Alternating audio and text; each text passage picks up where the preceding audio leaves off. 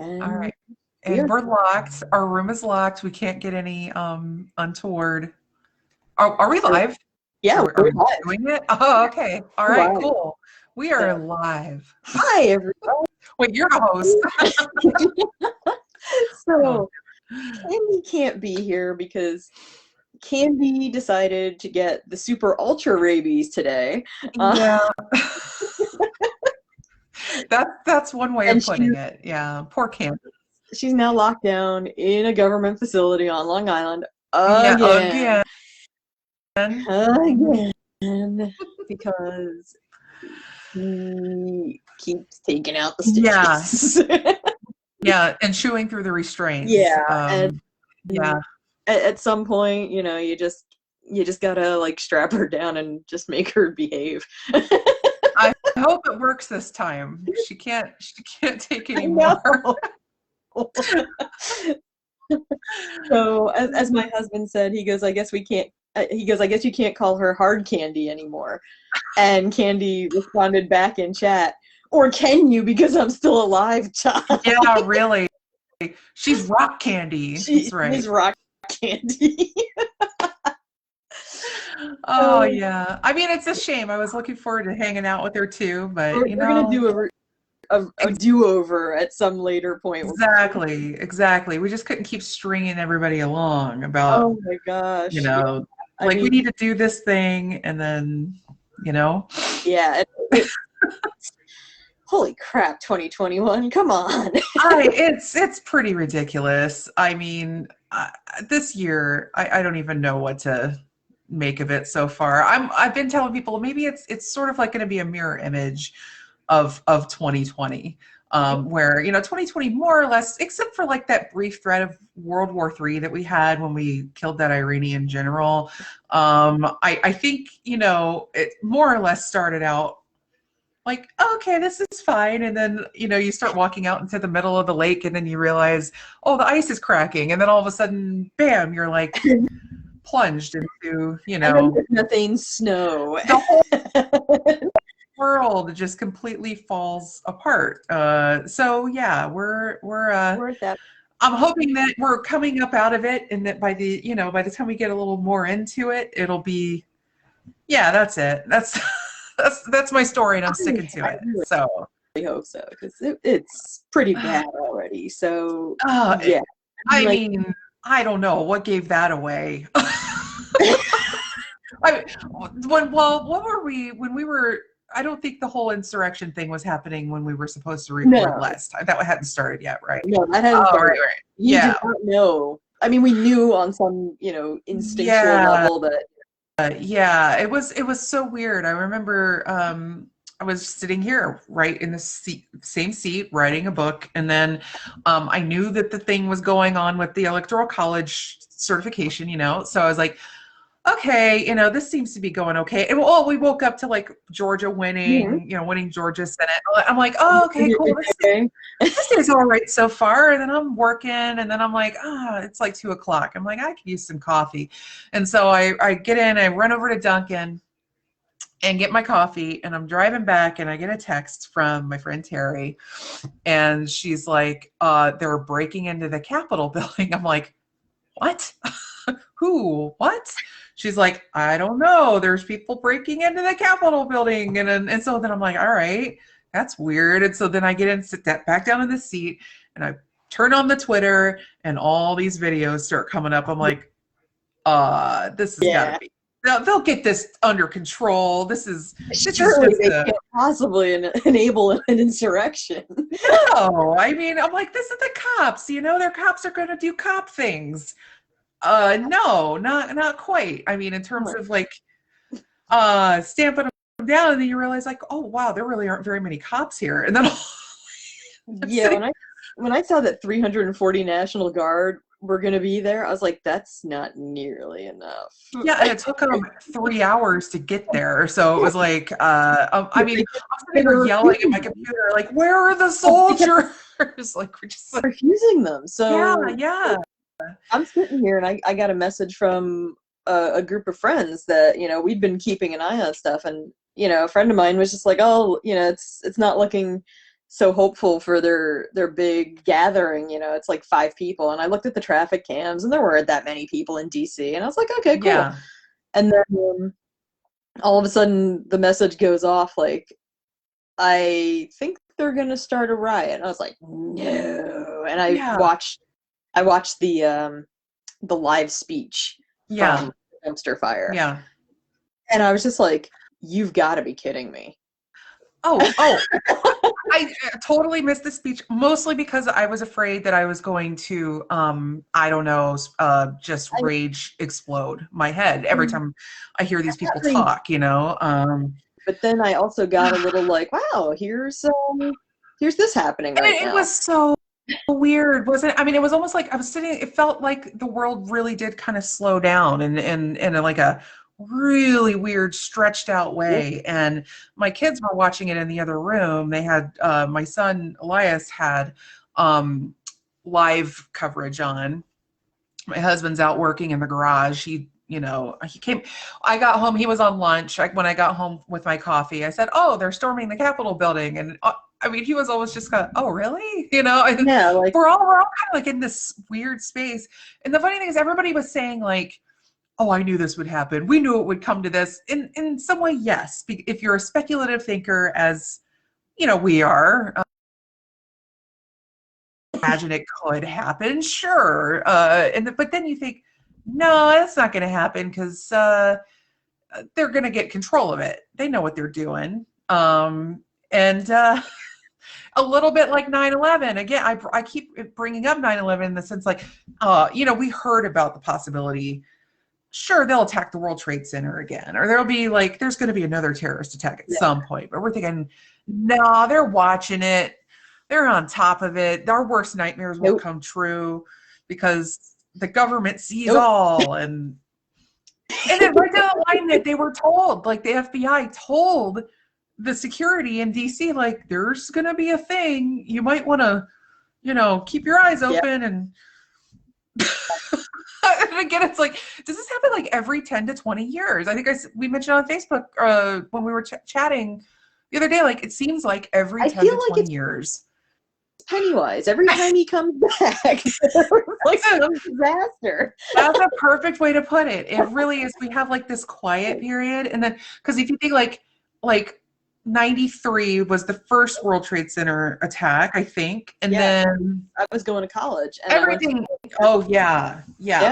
God. I just started high school that year. So, and then the early 90s were crazy though, right? Because we had the Branch Davidians, the Waco, and Ruby Ridge and all that crazy stuff. And then the World Trade Center attack. And then Oklahoma City. And that was 94, I think, something like that. I mean, the early 90s were nuts. It's so funny that like we think we see where we're at now. And then we think about the early 90s and we're like, or we think about the 90s in general. It's like, no, but we had an impeachment and we had, for far less, I'd like to point out. Oh, yeah. Oh my God. Apparently, we were much quainter back then. Oh, you had a blowjob. Well, hold on. Must clutch the pearls. Oh wait, no, he lied about the blowjob. Because of course, if anybody asks the president of the United States in court, did you have an affair with one of your interns? Of course, he's just gonna say, yeah. Of course I did. I am an honest man. I could never tell a lie. Abraham Lincoln wouldn't even fucking tell the truth about that. Oh my God. But the 90s were nuts. And so I think we forget that. We tend to forget how crazy. And so the thing going. Oh, the LA riots, from that. And I mean, OJ, oh my God.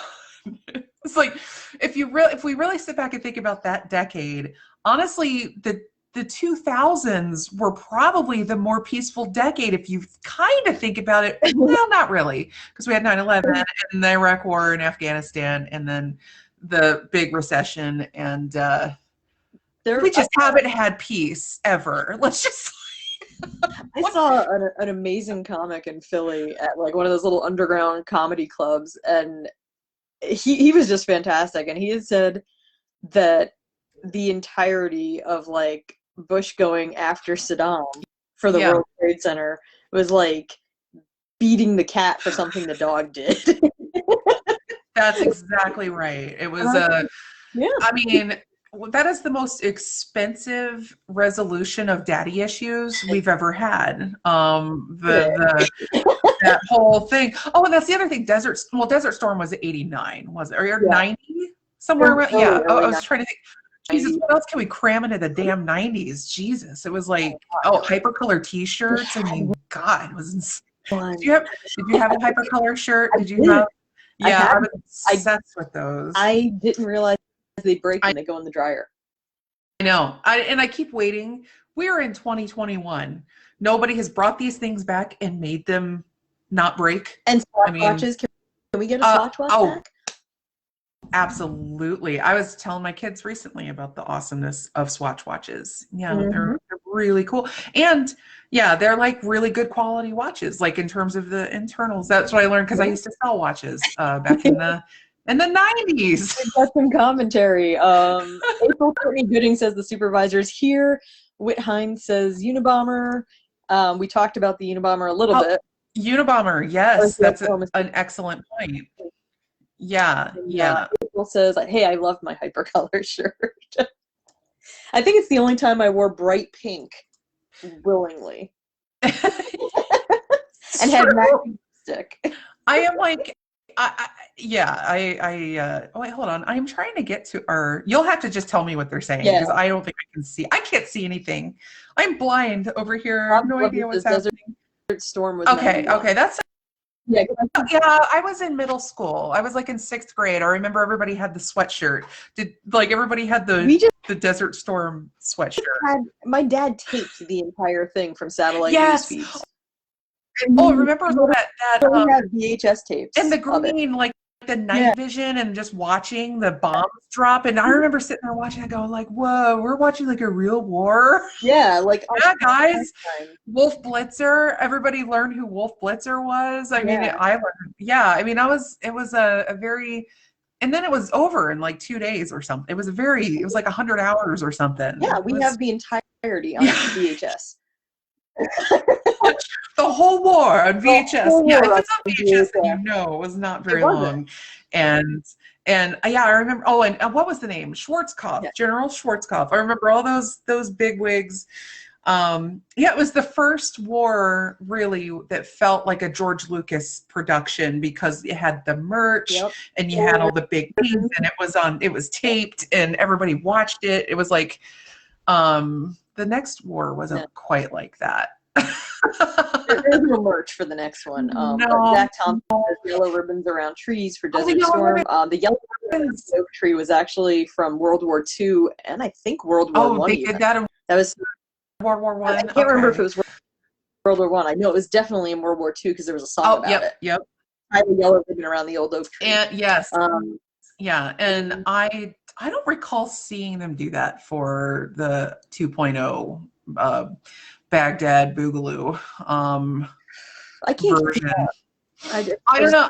Anymore. The whole like, but it is weird in thinking like, as crazy as it has been. I think maybe it feels crazier because we're experiencing things we've never really in our parents' lifetimes have experienced either. So like this pandemic, that's a once in a century kind of thing. So,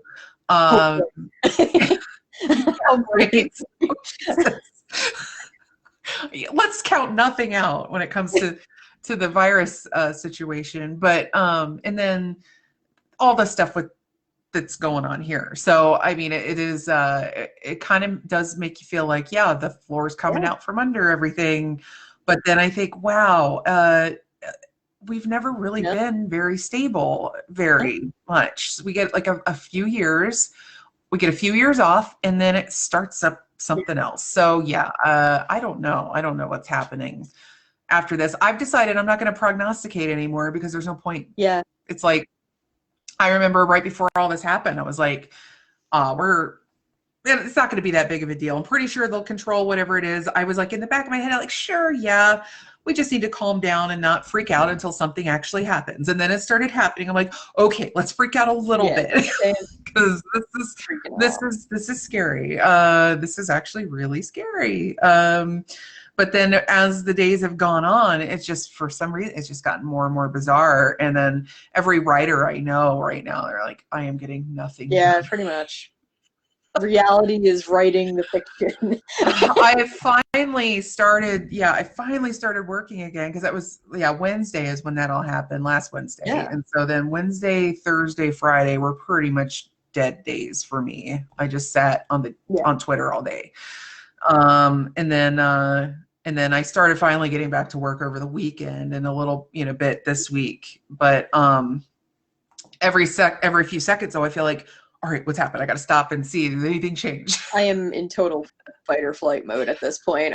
Exactly. I was telling a friend of mine that exact term the other day. I'm like, part of me that, because I've not been drinking, I've been trying not to drink anymore. And so, but when that was all going on, I'm like, man, I so want to get hammered right now. And then I was like, nah, because I mean, really, you do feel like I got to have my wits about me. I don't know what's going to happen next with all this. And then I'm like, I that's not going to make it any better. If anything, it'd probably make me even more upset. Because the emotions it doesn't really dampen my emotions so much as it just sort of brings it all, up. And so then if I were sitting there hammered watching this happen, I'd probably just be like ranting and raving and crying. And I admit to having commented unkindly on a few PA state senators. Very nice. Very good. The one who actually took busloads of people to the riots in DC and, perpetuated there was an illegal election in Pennsylvania. I'm like, where was this? Because I was part of it. Right. And I didn't see any of it. Yeah. Because I know they were trying to say, like, we're not going to seat this new guy until it gets through court. And it's like, are you freaking kidding me, Pennsylvania? They were. So here's the story of Pennsylvania. So in 2016, talk about a bad election. Yeah. In 2016, the gerrymandering had been so bad in Pennsylvania that the state level court got involved and said, enough of this BS. Right. You guys have the state locked up so that it will never, ever, ever be a fair election. Yeah. They got everything cut up. So they drew the lines. They had a bipartisan team that redrew the districting lines in Pennsylvania. So that way it was more representative of the population. Yeah. Because when we vote, it goes into like buckets before it ever gets anywhere. And so in my area, I'm a predominantly red area. Yeah. So my vote pretty much going out the window anyway. Right. Regardless of how I vote. So, this time around though, we had mail-in. And that changed. And that was huge. Yeah. And so before the mail-ins even started, so Trump started saying that mail-in voting was fraudulent already. Before it even happened, he was already claiming that. Yeah. I mean, he broke the post office to stop it. It didn't work. And in Pennsylvania, the Republicans in Pennsylvania started to sue to get because the deadline was, because Pennsylvania's had mail-in voting for a while now, not just now. It's had it, and you don't even need a reason. You just say, I want to go mail-in vote because I don't feel like waiting in line with a bunch of crazies. I'm just going to go do my vote. It's awesome. And as long as it's in before the Friday after the election. So that gives you 3 days. Mm-hmm. And they were already suing to try and get it so that your vote had to be in by election day. And in my county, the only place that you could drop off your ballot was in the county seat 45 minutes away from me. Which county are you? I'm in York. Okay. So the only way that you can get there is to drive. Unbelievable. There's no public transit. Oh. So I'm right next to Adams, which probably theirs is in the middle of town. And oh, hey, here it is. Right. Go, and so I was like, whatever. So, I'm waiting on my ballot and all of a sudden it's delayed. And all of a sudden they have to make sure they get all the districts on the ballot. And I'm like, I'm voting for mine. Like, I don't care if everybody's got their stuff together. You know, like, give me my ballot so that I can vote and have it It in has by all the election day, just in case. I need on Right, it. exactly. So they withheld all the Mhm. ballots until all these other counties Yeah. got their shit together, and then they released it all at once. That was it. It got sent out Oh, October wow. 8th.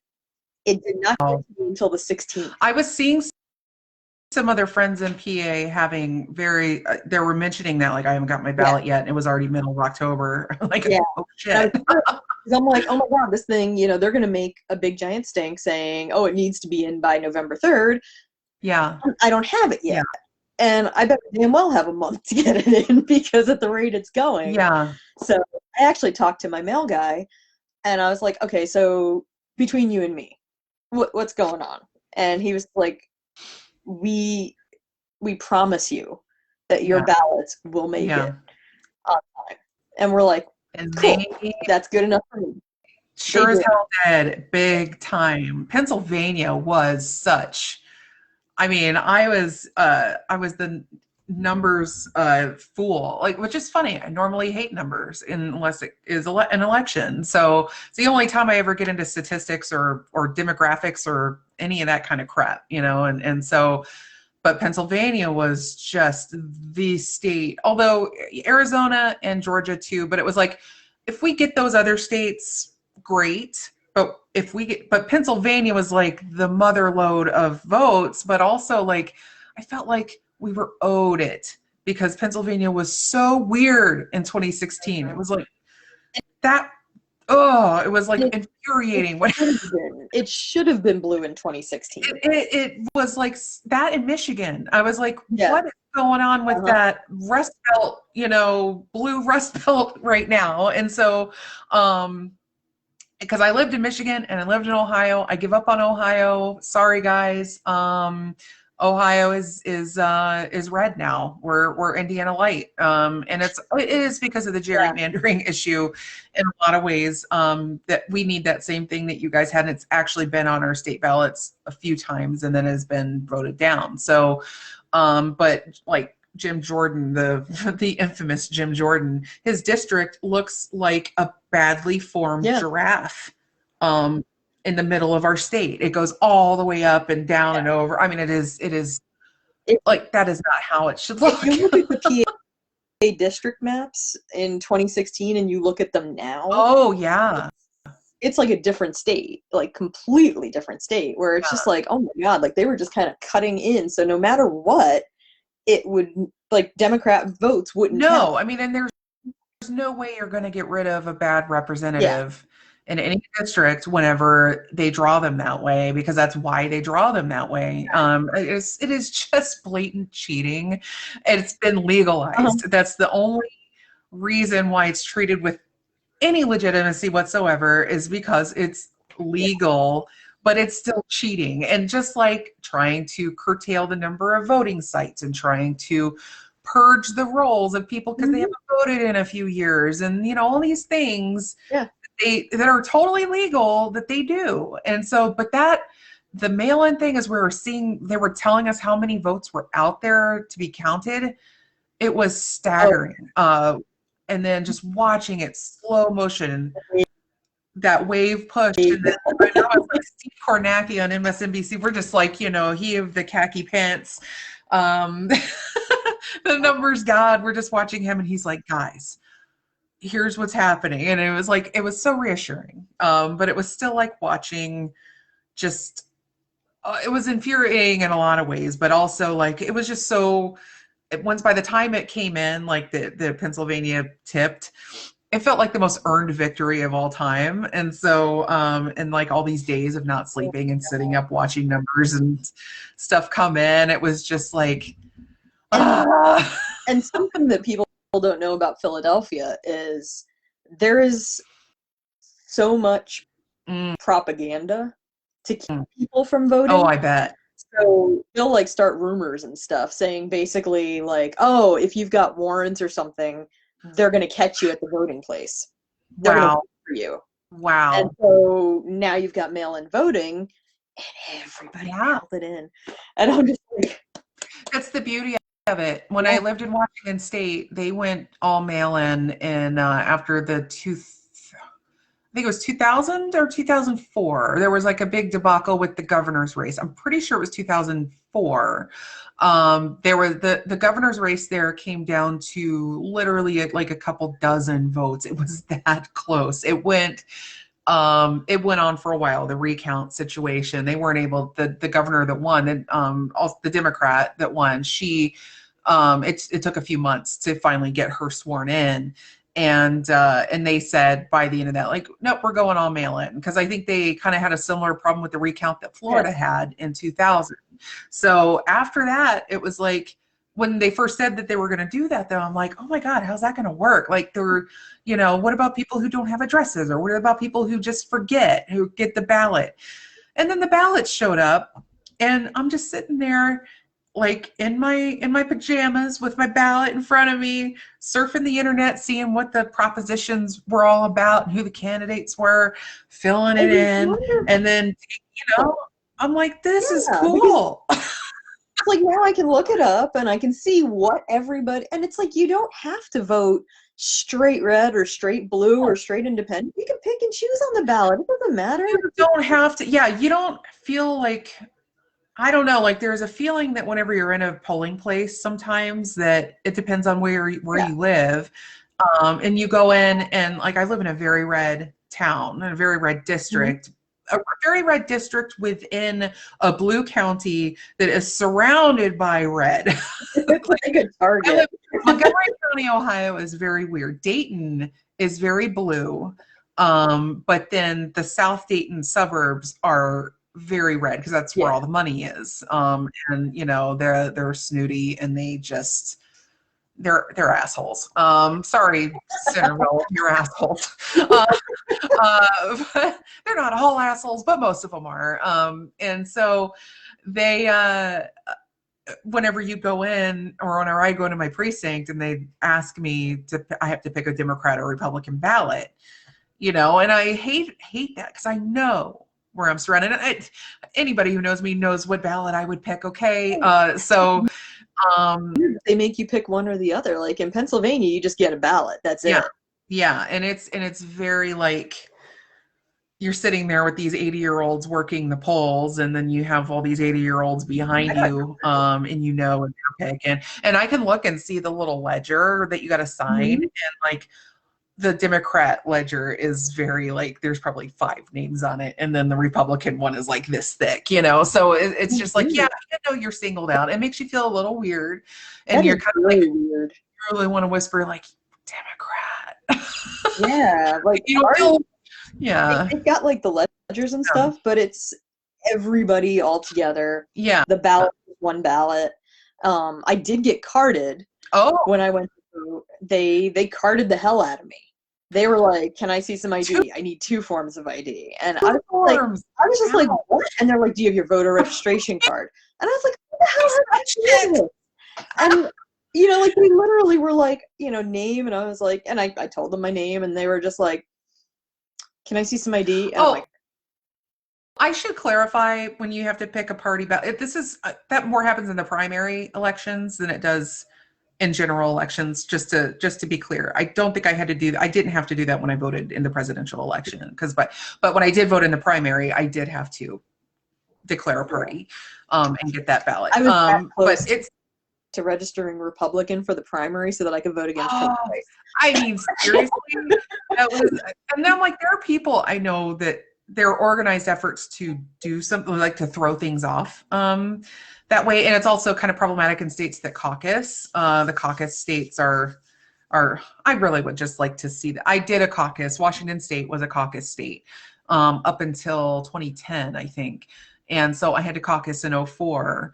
And it was the most nerve-wracking day I ever had spent in my entire life. Like, I'm sitting in a room full of people that are of like mind in terms of general political belief. But I hated all of them. And so, like, what is my problem? I've gotten kicked out of more places that share my core beliefs. Like, I used to hang out on liberal message boards and Democratic Underground. I used to hang out there all the time.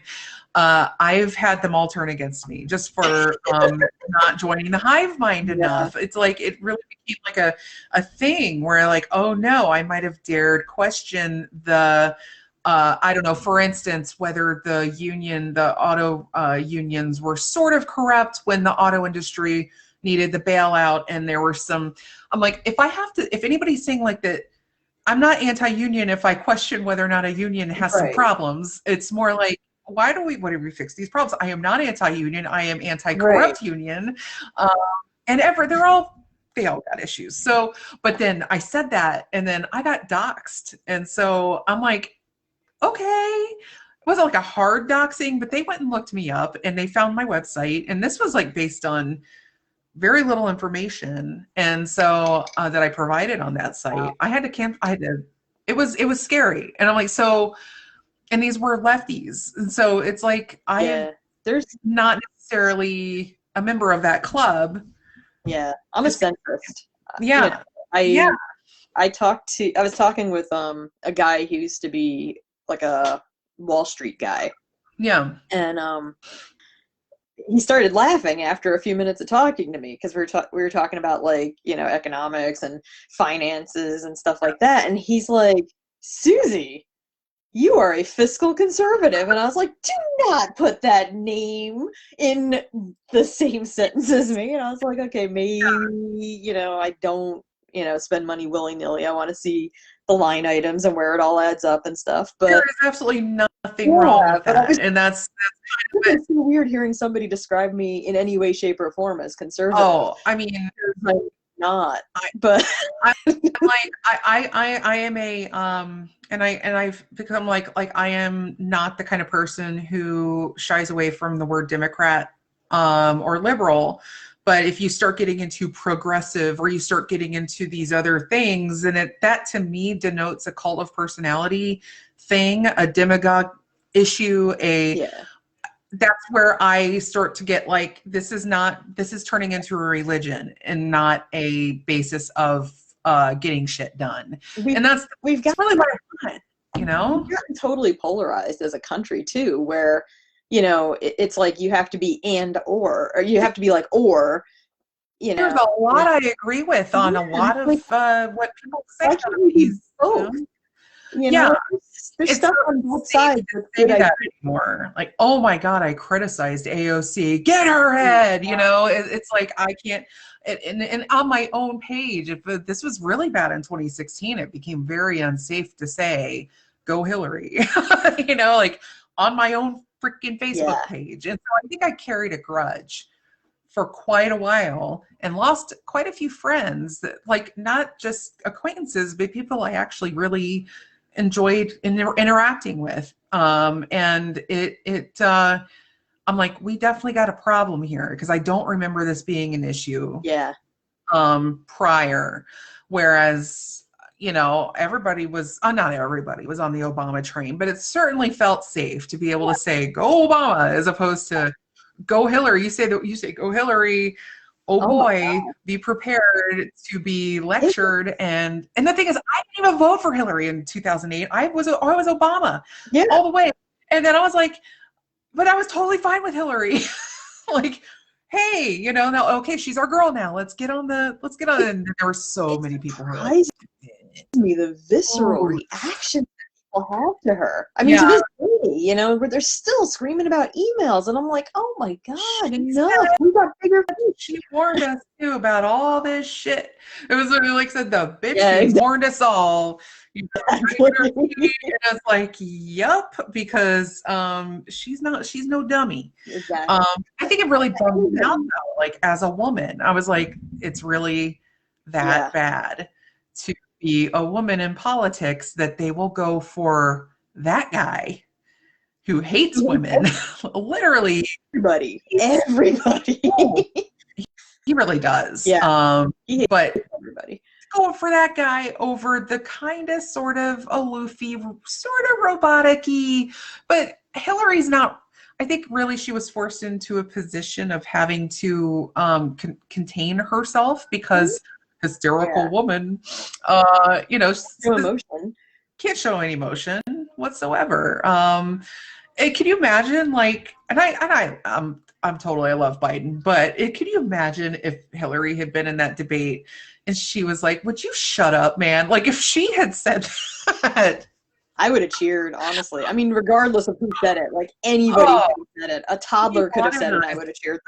Say it so bad in 20. I mean, we were all screaming at the TV, shut up, shut up. And then Joe says it, and of course it was amazing. Anybody should have been able to say that. And I think, though, probably after 4 years of what the dude put us through, it was almost like we were all feeling it. We were all ready for it to come out. Like, we were all just going, oh God, please stop. Just please make it stop. And I'm loving Twitter right now, by the way, because he's not on it. Twitter. I watched it all go down. Like that day I watched his Twitter feed and he did that like half-assed, like, hey, don't be mean. And then, we love you. You're special. Go home. And I'm like, what the hell was that? Very special. We love you. Go home. And right before that, he had posted something basically damning Mike Pence. Oh, yeah. And Twitter took both of them down. Because his video was basically like, I still won, but go home. And I'm like, would you let it go? Like 2016, you lost. Now you lost. Like, I was so pissed. Here's what pisses me off more than anything. I was forced to, for like 5 collective minutes over the course of like 3 days, to feel sorry for the asshole that's totally for gay conversion therapy. I was forced to almost feel bad for him. And then he turns around and he's like, well, I'm not going to do the 25th and play political games. I'm like, okay, yeah, well, you know what? I'm glad that he didn't, because that means Trump's competent to stand trial. Yes. Oh, yeah. You know what? We're gonna and Pence will go down as both, well, the guy that half of his base wants dead, that tried to have him murdered, and a coward to the rest of us that couldn't stand up to the people who wanted him dead. For about 5 minutes, he changed his background to Joe and Kamala. Oh no! On Twitter. What? And he unfollowed Trump's account. And I was like, oh, I did 5 minutes. That. I did all that. And it switched back again. And I was like, oh, they're fighting. There was some fighting going on. There was some fighting words happening because after your boss tries to get you killed, I mean, where's the love? I just don't understand. Like his whole like his mental trajectory, like over the course, because like Trump was calling him a wuss for like not doing what he wanted by overturning never mind that he couldn't do it anyway. Like it's like you're expecting a tool to do a job that was not made to do in the first place, and getting mad at it for not doing that thing. You mad? I am mad at this blender for not making me ice cream. I mean, that is really what was happening. It was so absurd. And then Pence like flips out at Trump and is like, I'm not doing this for you, dude. Yeah. And so then he goes and does what he's supposed to do. And then Trump's like, I'm killing you. And then Pence is like, oh, okay. Like, it was so weird. It was I don't know, but I'm like, I'm so glad in a way, because Pence was going to definitely run for president, and he might still have the nerve to try to run for president, but I don't think he has a political career left after all this. It's just, he is Chernobyl 1986. So they all are. But I think it's just very, very interesting times. And I'm telling my kids, who are both 17 and 19, I'm like, you're going to remember this shit for the rest of your life, because if you were any younger, you might be able to sort of cover over it in your head, but you're experiencing this at a time in your life where everything burns bright in your mind and you're feeling everything super extra, as because of your age. And so it's left a brand on your brain, and please God, let it stay, because this is stuff we do not want to forget. Gosh, like this is like forgetting, I don't know, probably like, well, my parents were too young during Vietnam stuff, like the 60s stuff. They were Yeah. born in like 58, 59.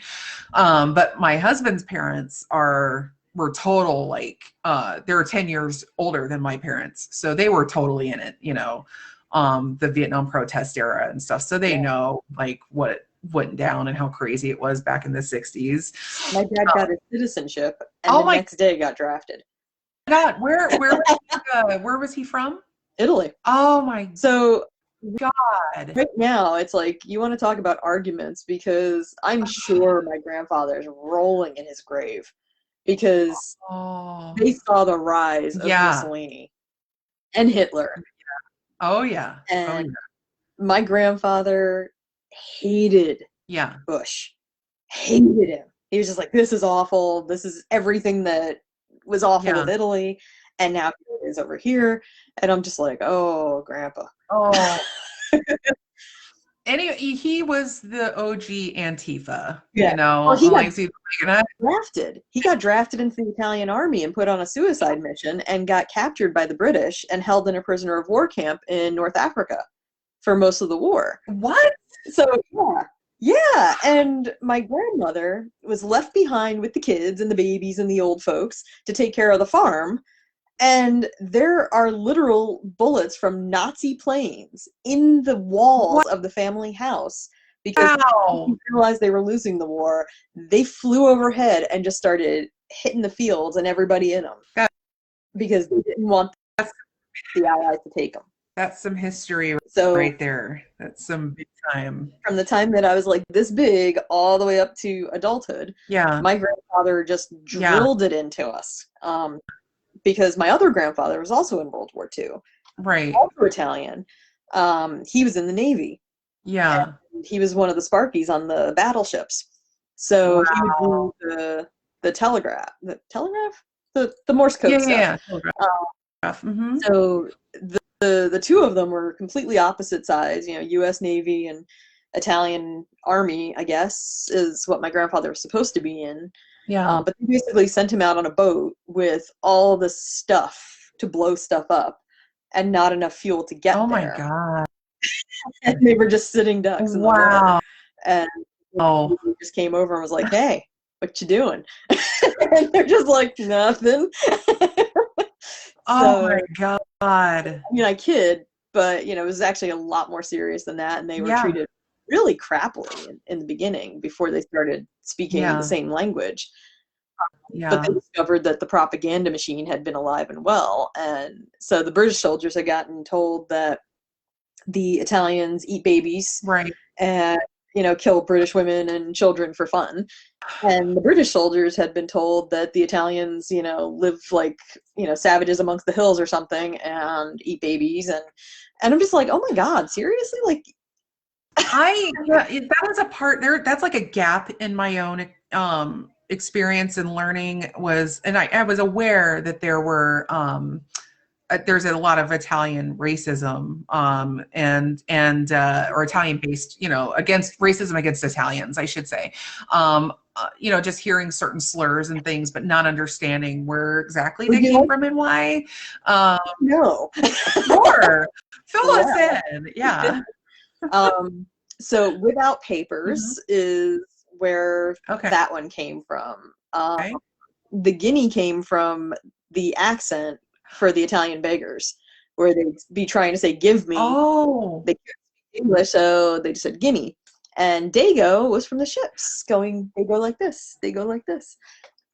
I didn't know that. I had no idea. Oh, yeah. Wow. No, all the fun stuff. Oh, that's sad. That's messed up. Yeah. And we incorporate so many. I mean, I've never used Dago in my common language, obviously. But you would hear that and you just go, I don't know. Does it mean it's like a dog? Like, is it a weird way of saying they're dogs? I mean, I don't know. It's goofy. The fun of the accent. Yeah. I didn't know that about Guinea either. I've heard Guinea used, but I didn't know. It was the accent.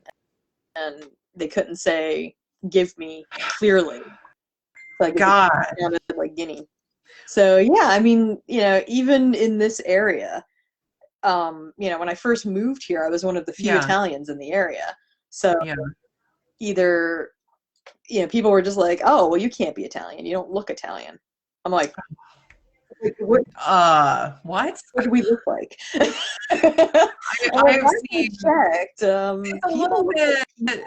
I've heard. I even see people in the UK that they'll say something like, "You look too exotic to be from Manchester," or something like that. And it's like, people can come in from other areas. There are people of color everywhere. It's almost like, I don't know, like this is kind of a trope you see in a lot of fantasy and science fiction, where it's almost like they have a planet, but there's only like one species of person or sentient being on it, and they all look alike. Yeah.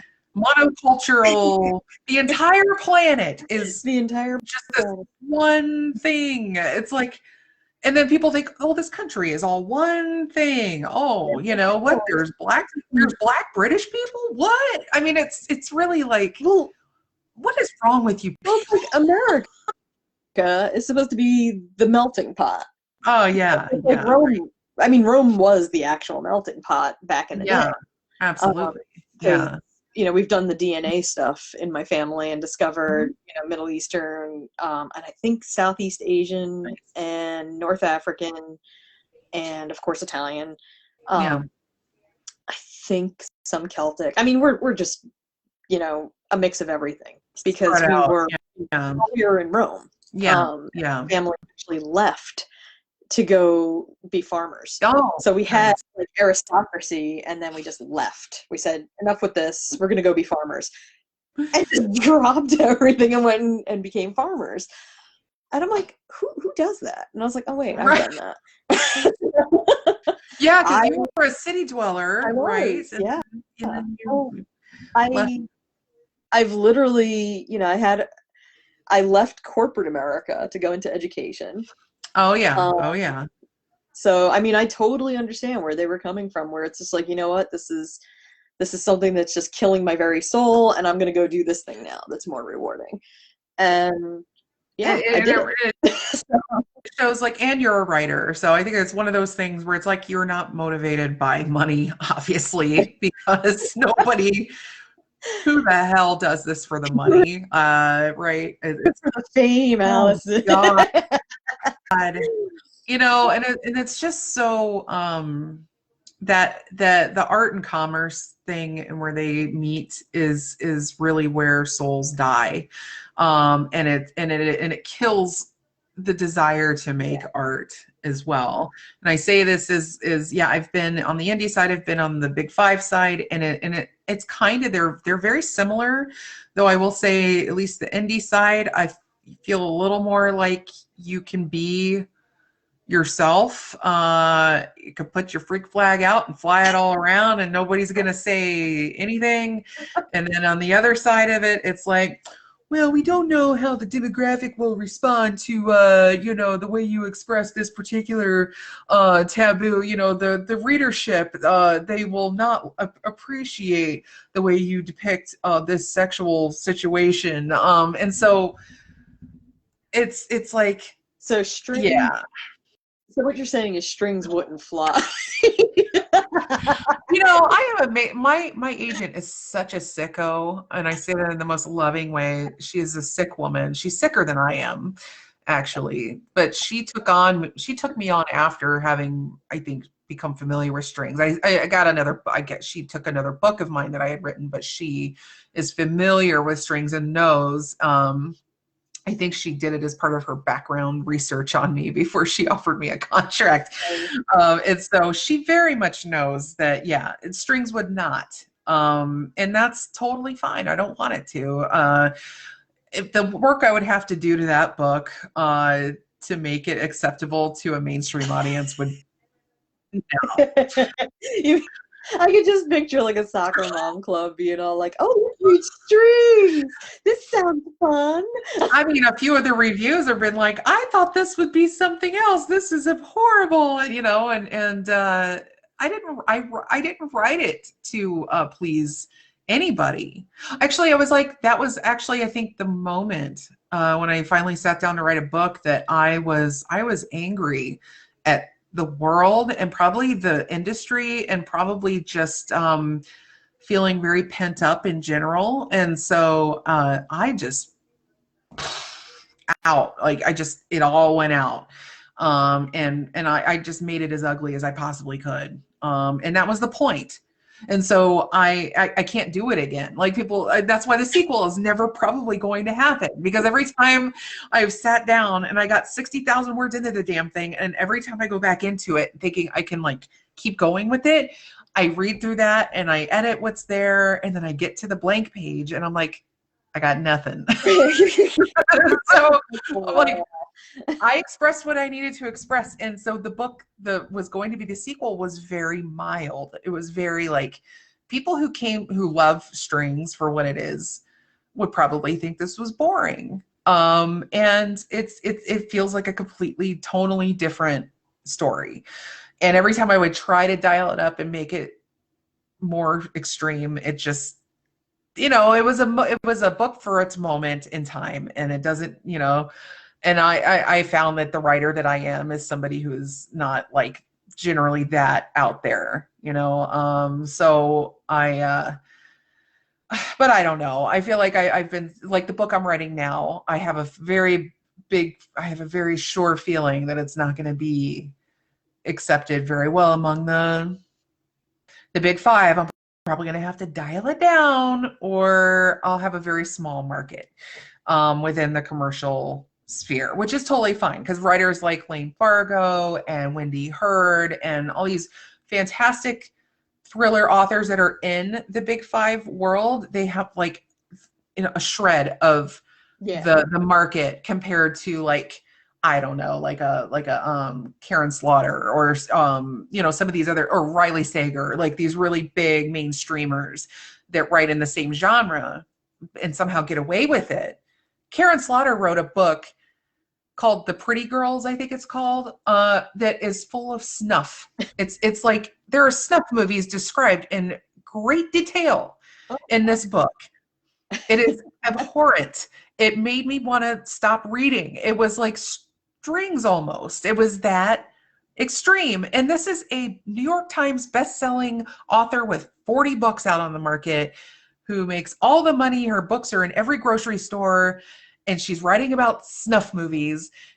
And yet I can't, and my agent, she's like, the rules are different for everybody. I'm like, yeah, it sure freaking seems like it. Seriously. It's frustrating. I mean, so yeah, nobody gets into this for the money. They certainly don't get into it for sanity. Why the hell? I mean, what are you doing? I mean, what is your thing? I mean, what are you doing? You've had so many personas and series, and you do it all. You've done it all. You're doing it all. So like you're very experimental though. Like I think you seem like, I'm going to try this out. I'm going to try being a dude and see how it works. And well, by the way. I imagine it did. And you had a fucking great pseudonym. I fucking love James Glass. That is phenomenal. I could never come up with that myself. That is just fantastic. Ridiculously easy. And now there is actually somebody who is named James Glass. Oh. And I'm just like, damn it. I was like, what you upstart whippersnapper. Well, the funny thing is, I was seeing James Glass and these stories before I even knew it was you. I had no idea. That was me. No idea. And I knew you already. I was like, I knew Susie. I was like, and then when it finally came together, I'm like, what? That's Susie? Yeah. And now it's all under Suzanne Madron and Crickets. Yeah. Well, that honestly is like in the horror realm, but I've never felt part of it. Like I always had one foot in, one foot out of the horror world, because like even whenever I wrote horror, it was never very scary. It was never very like horror-y. And so I always felt like I was like, oh, it was nice of you guys to let me in to sort of like, hang out with you. But I'm like, I am not really a very good horror writer, because like I like weird stuff, or like when I finally discovered the show Black Mirror, I was like, Okay, yeah, that's what I like to do. That stuff. That's me. That's kind of horror-y, though. A little bit. I mean, it depends on the ending, I guess, in a lot of ways, and it depends on, I think, that overall feeling of like dread and like foreboding, which I do love. You've got that. Absolutely. But I'm like, but I've read some good horror stuff, and I'm reading it. I'm like, man, I can't. Even Strings in a lot of ways felt like this is a horror book, you know. It feels like I am going to shock you and frighten you, but it didn't feel like that was the. It's like it's a crime story. It was creepy. It was creeping horror. It was Hitchcockian horror. You know, you left a lot up to the imagination. I think where. You know, I'm not into the in your face, like, let's make it gory. It's like, no, let me fill in the blanks. Like, I love that. That's what I like. I like that about your work a lot too. And I think, well, you have a fantastic voice as well. Like, I mean, it's so that's it almost feels like you can just sort of like make me believe whatever your characters are saying, you know, or the narrator is saying, which I think is something that is rare. So, you know, you're awesome. Okay, for you. Heart beating like. But I mean, are you working on anything right now? I've got a Patreon right now that I just uploaded the audiobook version of For Sale or Rent. So For Sale or Rent and the Watershed both got recommended for that big ballot thing. They didn't make it on, but they got recommended. So I was like, hey, good job, me. And they also made it to Ellen Datlow's recommended reading list for those, which I was like, oh, and it made it to the HWA recommended reading list, both of them. So I was like on the list with like Joe Hill and Stephen King, and I just went like, that is so cool. That is great. And the Watershed shared a table of contents in Shadows Over Main Street 2 with Joyce Carol Oates. Shut the front door. I know. Serious? Like, so yeah, I mean, that's so cool. That is so freaking cool. It's like I get like right there, and then I'm just like, okay, now what? You know, it's like the Roadrunner and Coyote, and Coyote's trying to catch the Roadrunner, and I'm like, well, I got him, but now what? Well, and I think too, maybe that's another part of the reason I feel like I probably never have been in the horror community is because it is a community, and you guys, a lot of you guys and gals and non-binary pals know how to like commune with one another and submit things and write short stories and do the ballady things and do the other organizational things. And I didn't even know that those got put up. I had no clue. See, that just makes it even more awesome because it doesn't. One time, you know, my friend contacted me and he's like, "You may be getting contacted." And I was like, "What do you mean I may be getting contacted?" And he's like, "I may have recommended it." And I was like, "What?" And he's like, "It's too good not to." So I was like, "Okay, cool." That was for Sale or Rent. Then for the Watershed, I don't know who recommended it to even. I love I was just like, "Holy crap!" And then I didn't find out. That is I didn't find out until they contacted me for a copy. Oh, and I was just like, man. What? I was like, wait, what? And so I'm messaging everybody. I'm like, okay, who recommended it? I'm like, come on, guys, tell me. And nobody. I don't know who recommended it. So what are the big hot markets in horror right now do you know? I mean, does anybody, I am so out of touch. Yeah. You know, I've been doing the Metatron Mysteries. I've been doing Secondhand Sarah. You know, I've been writing some short stories. I'm coming up with another pseudonym. Don't tell me. I want to be able to figure it out again. Like whenever I start seeing this awesome stuff in my feed, and then I could be like, "Is that Susie? What is this?" You know, the worst part is, so I set up the page and everything, and I have nothing posted on it. I literally just share stuff from Two Women Left Unsupervised and Suzanne Madron. And this dude has 35 followers already. It's a dude? Okay. And 35 followers without having to do anything.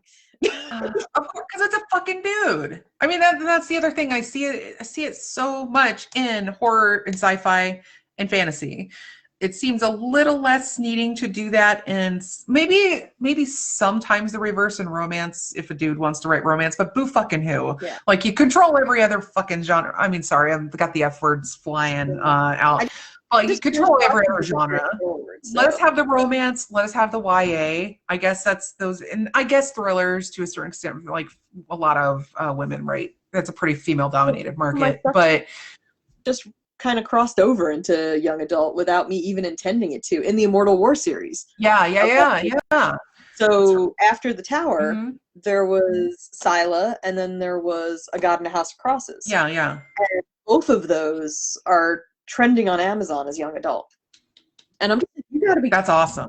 Kidding me. Like, those are not young adult. I mean, it's nice to be able to try to like, or be able to have something that you can say falls into a market like that, because YA is so huge, and even, I mean, it's read by so many adults as well as young adults. I do like quite a few young adult stuff that's been coming out, but like with Scylla, it's sort of a coming of age story, so it's like probably the first book in the Immortal War series that does not have sex in it. Nice.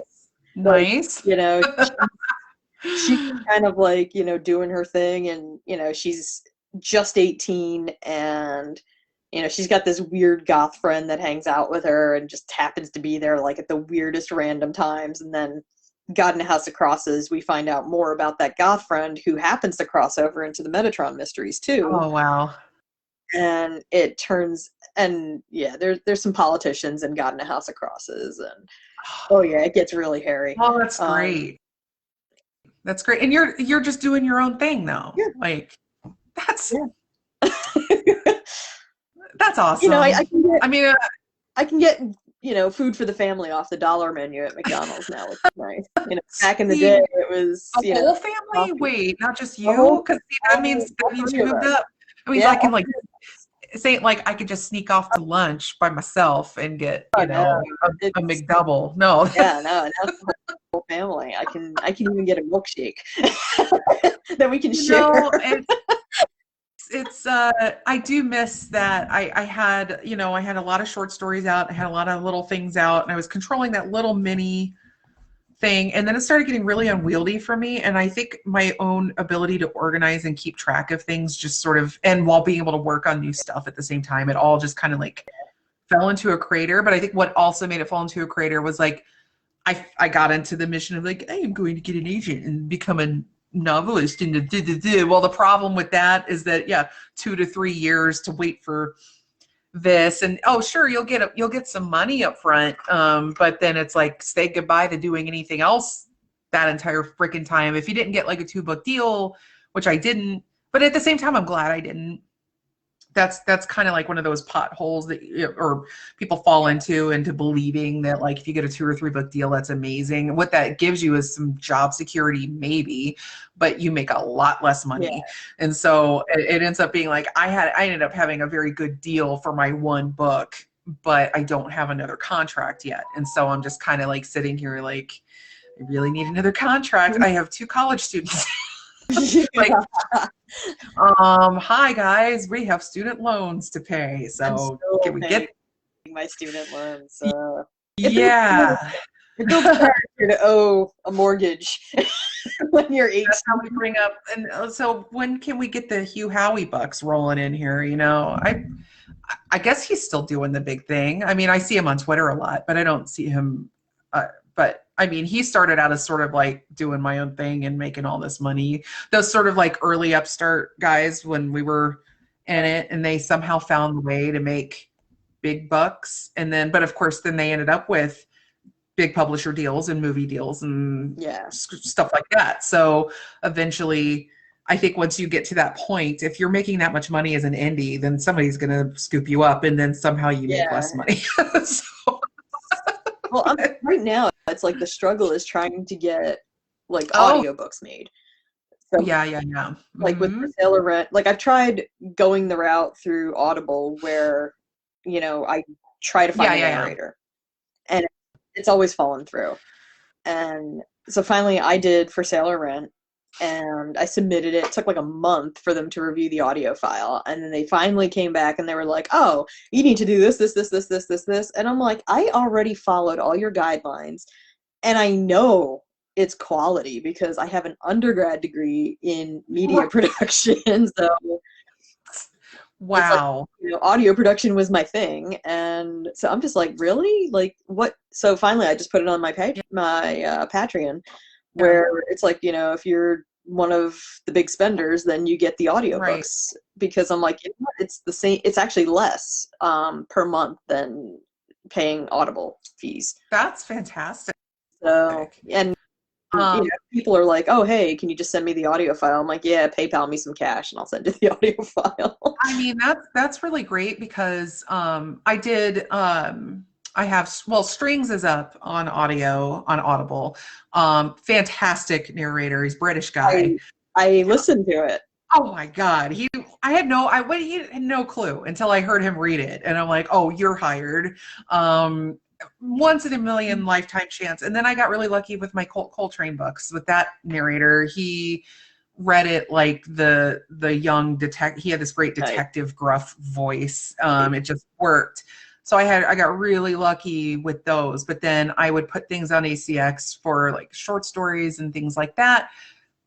No. And then also the problem with going through there is not understanding their royalty structure, the pay and all that. Like, I guess I sometimes get money from Audible. I don't know. It's hard to track the accounting and like, what does it mean that what you get paid when somebody uses a credit versus obviously you get way less if somebody's using an Audible credit versus if they're buying it. I think almost nobody buys audiobooks on Audible. They join Audible and they use their credits. That's what I do.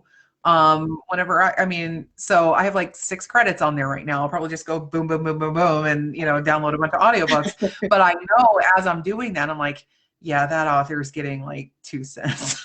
It's like, and because I've been on that side of it, and so being able to remove that behemoth of a middleman, even if and because I think you're still getting more money either way, because trying to get visible on Audible is freaking luck.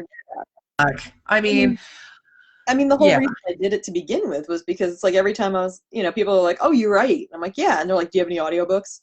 Yeah. And I'm like, "You're killing me, small." Come on. Oh, yeah.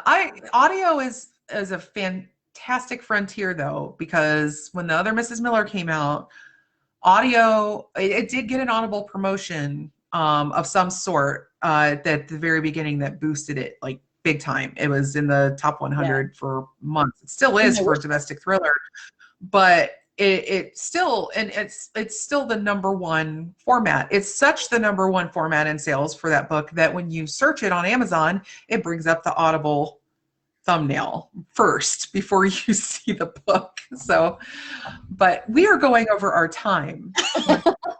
We are, and my child has returned. Aw, that's awesome.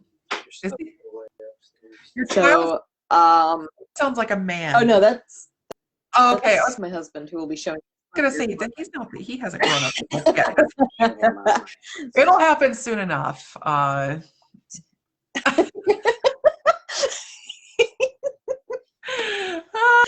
Literally every single episode that Candy and I have been shooting lately, our guest. The cameo. That's great. It was great gabbing with you. It was awesome talking with you. Thank you so much for being here. I will get this loaded.